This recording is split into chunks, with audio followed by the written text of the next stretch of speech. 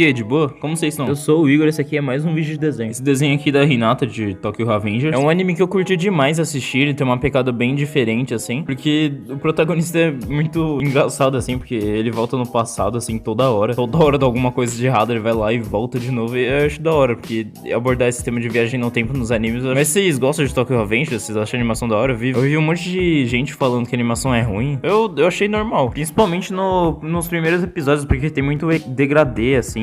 E aí, parece essas coisas que é muito mais reais.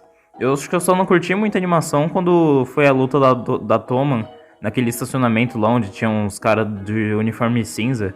Que eu acabei esquecendo o nome dele. Mas eu não curti muito porque ficou um pouquinho parado, assim. A galera ficou gritando e os personagens ficaram parados. Eu só não entendi muito. Mas eu gostei bastante do anime. Eu quis fazer esse desenho por dois motivos. Pra aprender a fazer o traço feminino, né? Porque eu quase nunca faço um desenho de uma mulher aqui. E porque a referência está muito boa. Tem muito detalhezinho e eu gostei de fazer. Peguei essa referência da ending, né? Do anime. No caso, a primeira. Aí eu vou deixar aí na tela aí pra vocês verem como que é. Tem vários detalhes e muito jogo de luz aí, de sombra. E eu gostei bastante de fazer, porque pra ver como que ia ficar, né? Eu tive bastante dificuldade pra fazer os olhos e o rosto, porque eu não tô muito acostumado a fazer o traço do personagem feminino, né? Só o do masculino. E o cabelo foi difícil também, porque tem muitos fios aí, tem que fazer as linhas e tal. Eu vejo muita referência de anime, onde o cabelo tem brilhos, mas é só uns risquinhos. Não gosto muito disso, porque sempre que eu vou desenhar, eu deixo os cabelos mais reais, né? Não realista de realismo.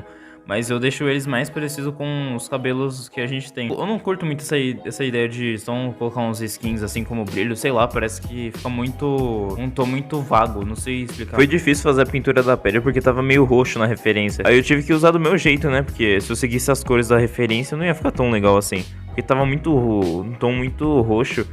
E aí eu não tava conseguindo fazer, tava quase virando Thanos aquilo ali. Só que eu consegui dar um jeito, né? Passando uns tons de areia. E passando um pouco de pele. Eu acho que a parte do esboço foi a que mais foi fácil, assim. Mas aí você fala, mas por quê? Você não falou que você teve dificuldade do traço feminino e tal? Então, ela foi mais fácil porque eu demorei 5 horas nesse desenho. 5 horas e 14 minutos, assim, só na parte da pintura. E eu acho que eu nunca demorei tanto, assim, pra fazer o desenho. Foi difícil de fazer a pintura da pele por causa do roxo da referência. E no cabelo também, mas assim, o fundo, cara, foi o que mais demorou no desenho inteiro. Foi o fundo mais difícil que eu já desenhei em todos os meus desenhos, eu acho. O cabelo também foi uma das coisas que mais demorou pra mim fazer, porque eu tive que ficar dando esses brilhinhos, misturar um monte de cor, porque o cabelo da Hinata é rosa, né? Como tinha muito jogo de luz e sombra, eu tive que passar até bordô. E acho que eu devo ter usado os bordô umas 2 vezes só nos meus desenhos. No cabelo dela eu usei muito brilhinho pra poder fazer como se fosse um cabelo mesmo. E eu percebi que eu tava fazendo muito tom de azul no cabelo dela, assim. O cabelo não era rosa, né? Só que não é assim, rosa da cor mesmo, tem mais puxado pro salmão, né? E aí eu percebi isso, eu comecei a passar até um bordô, né? Como eu acabei de falar, porque tava fugindo muito do tom do cabelo dela. E eu comecei a misturar uns laranja ali. Passei bordô depois disso, que eu percebi. E aí o cabelo começou a ficar certo, né? Ficar mais no tom daquilo ali. Isso, eu erro bastante nisso daí, quando eu vou fazer uma referência muito difícil, que tem muito jogo de luz, né? Às vezes eu acabo usando as cores erradas, por exemplo. Não, às vezes não é nem as cores erradas. Às vezes eu uso até as cores certas lá na referência, mas a cor do personagem ou a cor das roupas dele não é desse jeito, né? E aí eu tive que acertar. Eu recomendo bastante quando você vai precisar um personagem que você não conhece bastante, né? Que você não sabe muito o tom das cores dele. E tá numa referência aqui onde, sei lá, o tema é azul, né? O tema da cor. E o personagem tá completamente azul. Você vai seguir a referência, só que às vezes não fica na cor do personagem. Aí fica difícil de identificar, entendeu? Então eu recomendo você ver o personagem antes pra você seguir mais o tom dos personagens do que da referência. É porque também tem certos tipos de desenhos que só fica legal no digital, né? Em vez do tradicional normal. E você seguir essas referências no tradicional é muito difícil. Você tem que estar no nível de experiência, assim, bastante avançado. Porque às vezes você pode acabar errando, assim como eu, né? Eu errei nessa parte, assim, do roxo, como na pele dela, por exemplo. Tem certas referências e certos efeitos que só dá pra fazer no digital, né? Eu acho, na minha opinião. porque é muito difícil fazer um degradê assim, como tava na referência, né, como na parte do pescoço dela, porque eu fui misturar as cores e acabou saindo um pouco errado do que eu queria, né, não era o meu intuito fazer assim, e aí acabou saindo do jeito que eu não queria. Então eu acho que é mais fácil você treinar no digital pra fazer essas coisas do que no tradicional, mas eu acho que isso é mais questão de treino mesmo. Acho que eu devo treinar um pouco mais esse tipo de coisa. Eu não sei se dá pra fazer exatamente o do digital aqui no tradicional, né, fazendo no lápis mesmo, que é bem difícil. Eu tentei fazer e não saiu do jeito que eu queria, do jeito que eu imaginava, né.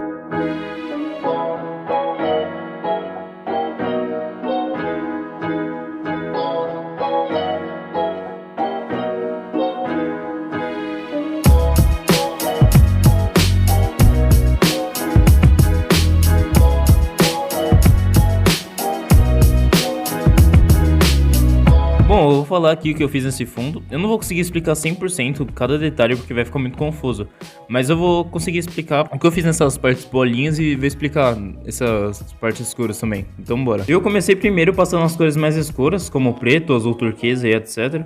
E aí eu fui passando o roxo, violeta e azul claro. Foi igual que eu falei no vídeo do Killua. Inclusive, se você quer saber porque é bom passar um tom de roxo ou violeta quando você vai pintar algumas coisas de azul escuro, passa nesse vídeo aí porque eu explico tudo certinho, né? O link tá na descrição. E também não foi muito diferente do que eu fiz no desenho do Killua, que eu passei os tons de azul claro e escuro como camada.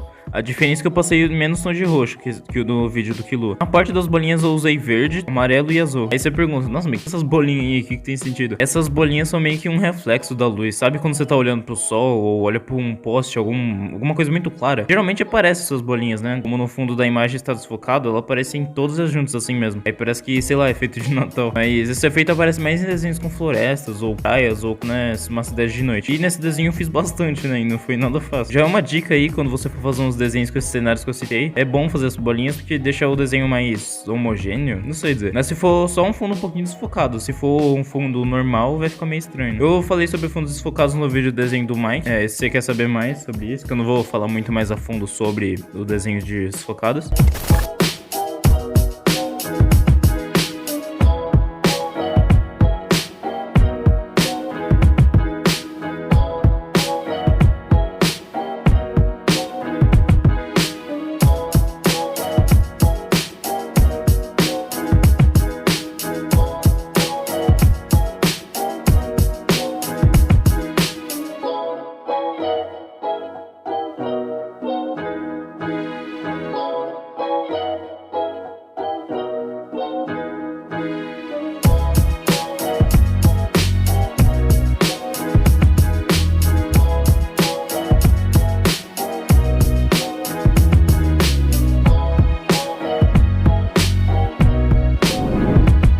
Bom, o vídeo foi esse, espero que vocês tenham gostado. Se inscreve aí no canal pra eu receber mais vídeos assim, porque eu tô tentando melhorar a edição, motivar pra eu gravar mais vídeos assim. Mas é isso aí, falou e fiquem com o resultado do desenho.